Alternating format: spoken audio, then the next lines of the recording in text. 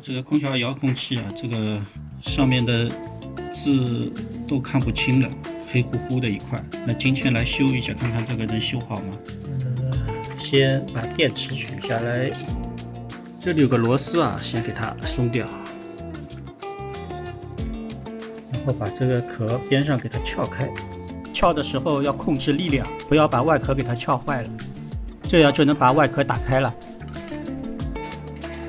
这个就是遥控器的主板，把它轻轻的取下来。这个遥控器的按钮上有很多灰啊，这个正好可以拿下来清理一下。那这个就是液晶屏了，可以看到这个屏幕上有黑色的斑点，小心翼翼的把这个液晶屏给取下来。好，接下来我们要把这个液晶屏上的这一层纸给它给撕掉啊，这一层纸的话老化了，不能用了。那撕的时候要小心一点，不要把这个液晶屏给弄坏了。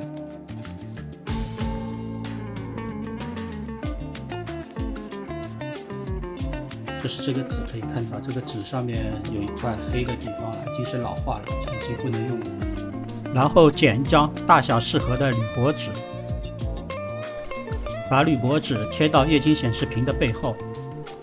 贴的时候要注意平整度，有点像手机贴膜一样。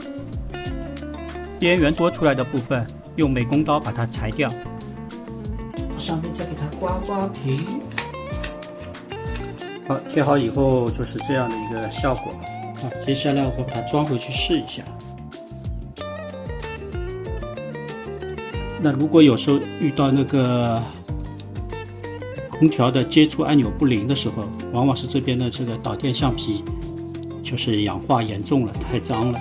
这个时候拿酒精给它擦一擦，也能解决问题。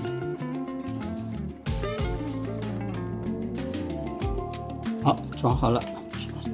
装好了之后，先把电池给它上去看一下效果，效果没问题再装盖。好，可以看到这个已经 OK， 没有问题。那我们就把它给装回去。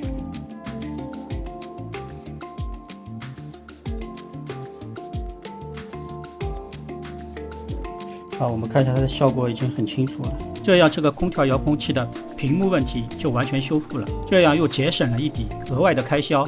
你学会了吗？